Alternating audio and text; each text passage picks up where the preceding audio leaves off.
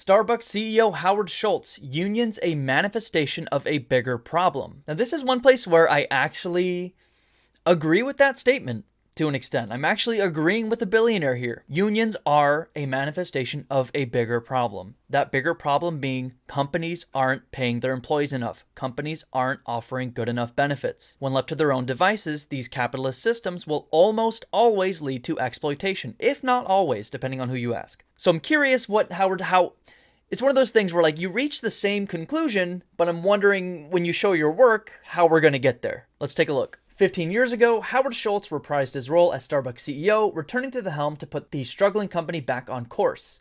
At the time, the coffee chain was flailing, facing growing competition, cooling customer interest, and contending with the financial crisis. Last year, he returned again as Starbucks was in the midst of a different crisis, a growing wave of unionization. Let's go. But he did see the labor movement as a sign that things had gone sour at Starbucks and for young people in general. Okay. Maybe this is going to be based. Let's take a look. It's my belief that the efforts of unionization in America are in many ways a manifestation of a much bigger problem. There's a macro issue that is much, much bigger than Starbucks. The first Starbucks store voted to unionize in December of 2021. Let's fucking go. About 5 months before Schultz became CEO. At first, this time on an interim basis for the third and he says final time. Even before he officially rejoined the company, Schultz was already alarmed by the union push. No partner has ever needed to have a representative seek to obtain things we all have as partners at Starbucks. So partners, I think that's what they call their employees. They call them partners. There's a reason for that. I think they give them like some amount of stock or something, some like BS to make them think that they're more than just a replaceable cog in a disgusting machine. I'm saddened and concerned to hear anyone thinks that is needed now. Sure. He's not saddened because like he's willing to accept that his employees have reasonable demands. He's saddened that like they're realizing that they're being treated poorly. That's what he's actually saddened about. Unionized workers are fighting for guaranteed schedules, protecting benefits for part-time workers, and more. Sure. One priority, they say, is to have Starbucks sign fair election principles, which protect workers' rights to organize without retaliation. That should be a no-brainer. I mean, that's absurd that we can't organize without retaliation. And they have been retaliating. Starbucks has been closing unionized stores, citing like safety concerns and other like BS. That is disgusting. That is unjustifiable. In the months since returning as CEO, Schultz has doubled down on his opposition to the union. And during his tenure, the battle has intensified and turned ugly. Union leadership has accused Starbucks of refusing to come to the bargaining table, threatening their benefits, and employing union-busting tactics, claims that the company has denied. Holy cow! They're denying they're doing union-busting? That is absurd. They are demonstrably union-busting in many ways. The fact that they're denying this shows that, like, it's one thing to, like, union-bust, but claim you're doing it for the benefit of your employees, like someone like Amazon will do, to, like, deny that you're union-busting at all when it is, like, clear and obvious to everyone with significant amounts of evidence of directly showing what you're doing and then denying it is insane. The union has filed hundreds of unfair labor practice charges against the company, and Starbucks has filed some of its own unfair labor charges against the union, saying that it's the union that is holding up negotiations. I bet. The NLRB has found, the National Labor Rights Board, in some cases that the company illegally threatened and fired workers involved in the union effort. There you go. A judge recently ruled that Starbucks must stop firing employees who are involved in the union. Wow. Incredible. And they'll still deny this. They will still deny it publicly. As of mid-February, the National Labor Relations Board has certified 282 stores that voted to unionize and 56 that voted against. There are about 9,300 U.S. company-operated Starbucks stores, and a relatively small number have voted to unionize. To Schultz, that means that the vast majority of Starbucks workers are happy with how things are. That's silly, dude. No, man. It's evidence that your union-busting tactics and propaganda are working, and that the American public is blind to the fact that they are being so severely exploited. And the hundreds of millions of dollars these companies spend every single year is working.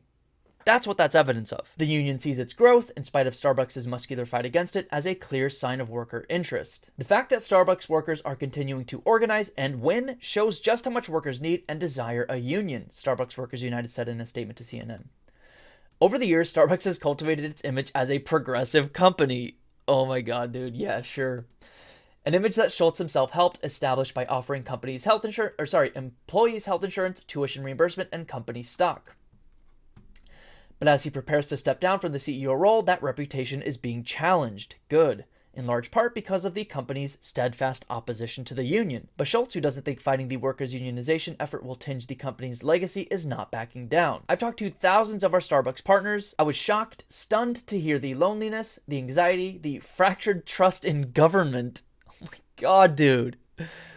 Jesus Christ. Fractured trust in companies, sure. Fracturing trust in companies. He had to just include these together. Like the idea that like the government is just as bad as the shit that companies are doing to us. That is sinister. The government is the only thing, listen to me, the government is the only thing stopping these people from making you work 80 hours. The government is the only thing that is stopping child labor from occurring right now in the United States. Straight up. It is. Without the government, these companies would be doing those things because it helps their profits. Public regulation keeps us from being exploited. That is it. Labor organizing keeps us from being exploited. You want to know why we have the 40-hour work week, 8-hour work days, no child labor, no slavery? People organized. People worked together. Collective organization is what got us those things. American companies are faced with unionization because workers are upset, not so much with the company, but with the situation. What? Especially during the pandemic, some decisions were made that I would not have made, he said without specifying which. Oh, good.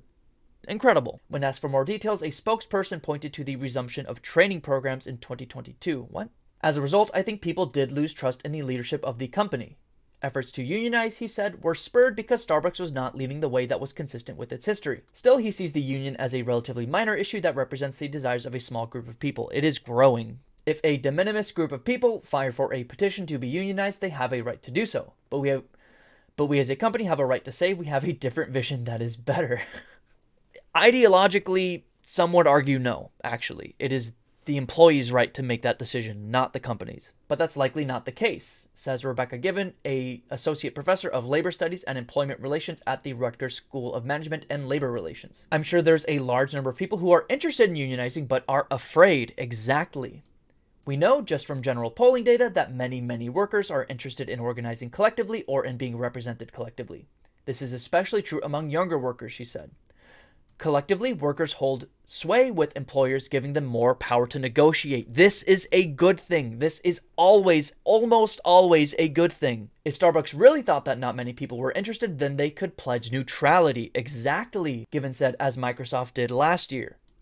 Schultz said that just as workers have the right to unionize, Starbucks has the right to defend itself. When you're thinking that a multi-billion-dollar company is defending itself from giving their employees more money and giving their employees more better benefits, I don't know how you can see that and not think there's an issue here. All this evidence that CEOs are fighting tooth and nail to prevent unionizing is not evidence that they're trying to protect their employees, okay? The only reason people feel the need to organize is because they don't feel they're being compensated well enough. And that is on the company. The people doing the labor have a good idea of what their labor is worth, have a good idea of what it takes to do their labor. They should have more say into their working conditions, into their pay. In almost every scenario, worker organizing, unionizing is a good thing. That should be encouraged. I could see why the companies are pushing back because it does affect their bottom line. It affects the executives' quarterly profits. The millionaires and billionaires in charge will have slightly fewer millions and billions, but their workers will have better pay, better benefits. This doesn't affect the revenue of the company. It affects the final profit at the end. It affects who gets what cut of that revenue. That's pretty much it.